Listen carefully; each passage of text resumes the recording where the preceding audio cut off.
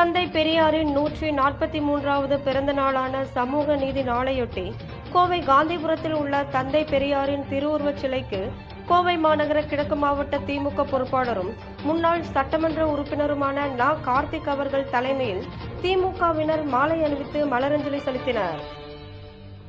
பின்னர் அனைவரும் உறுதிமொழி ஏற்றனர்.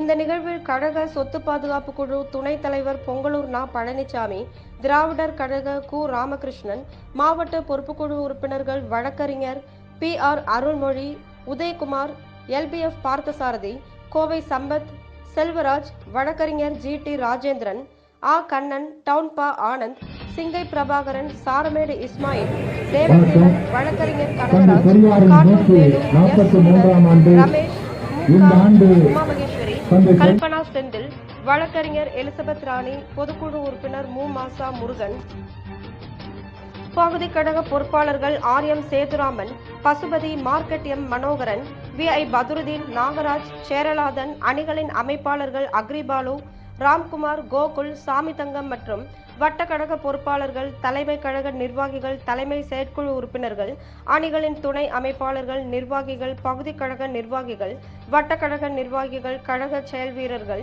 கழக உடன்பிறப்புகள், கழக தொண்டர்கள், கழக முன்னணியினர் உள்ளிட்ட ஏராளமானோர் கலந்து கொண்டனர்.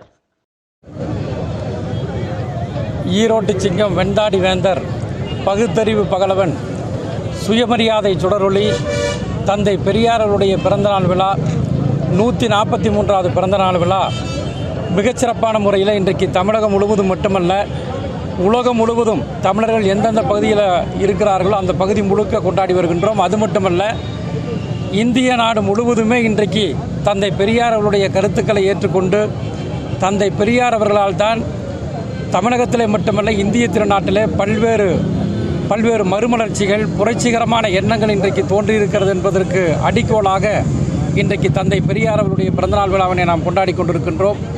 மூட பழக்க வழக்கத்திற்கு முற்றுப்புள்ளி வைப்பதற்காக துணிச்சலோடு சுயமரியாதை கருத்துக்களை எடுத்துச் சொன்னவர் தந்தை பெரியார் அவர்கள். பெண்ணடிமையை ஒழித்தவர் தந்தை பெரியார் அவர்கள்.